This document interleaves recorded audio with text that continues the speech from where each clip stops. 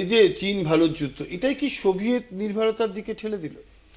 দেখুন, আমি এই ৬২-র যুদ্ধটা নিয়ে বারবার ফিরে দেখা দরকার আমাদের। খুব ভালো এই প্রসঙ্গ এখানে উঠেছে, আপনি তুলেছেন।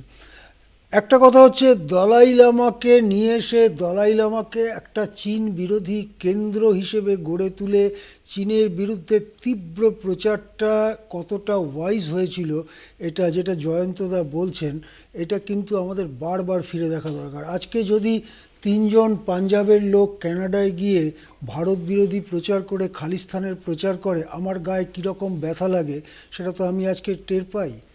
আমার মনে হয় এটার ওপরেও নেহেরুর খুব কন্ট্রোল ছিল না। আমার মনে হয় ইন্দিরা একটু বেশি উৎসাহী ছিল দালাই লামা ইত্যাদির ব্যাপারে। ইন্দিরা ওদেরকে অ্যাকোমোডেট করছিল, ইন্দিরা ওদেরকে উৎসাহ দিচ্ছিল। এবং যুদ্ধটা যখন হয় তখনও নেহেরু না খুব নাইফ যাকে বলে, মানে সারল্যে ভরা মানুষকে কিছু লোক অ্যাডভাইস করলো, ইল অ্যাডভাইস, ভারতের মিলিটারি প্রিপারেডনেস মানে কতটা প্রস্তুত ইত্যাদি সে সম্পর্কে ভুল তথ্য দিল। নেহেরুকে দিয়ে প্রকৃতপক্ষে সম্মতি আদায় করে নিল, ইয়েস মিলিটারি অপারেশন হবে।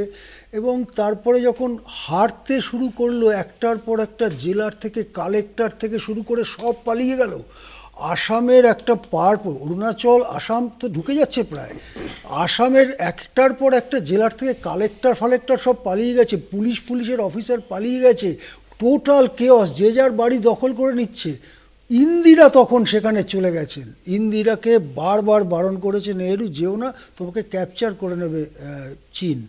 ইন্দিরা তা সত্ত্বেও সেখানে গেছেন। এবং ঘটনাচক্রে, ডেটটা আমি এখন ঠিক মনে করতে পারছি না, যেদিন ইন্দিরা সকালে গিয়ে ওখানে পৌঁছেছেন, ইন্দিরা ভারত রাষ্ট্রের পক্ষ থেকে একমাত্র প্রতিনিধি যিনি ওখানে গিয়ে পৌঁছে মানুষদের সান্ত্বনা দিয়েছিলেন যে আমরা আছি, ভারত আছে। সেই দিন সন্ধেবেলা চীন উইথড্রয়ালের সিদ্ধান্ত ঘোষণা করে।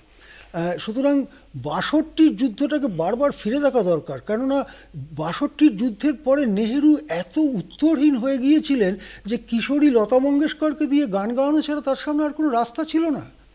সে গান আমাদের মনে আছে, বিখ্যাত সে গান।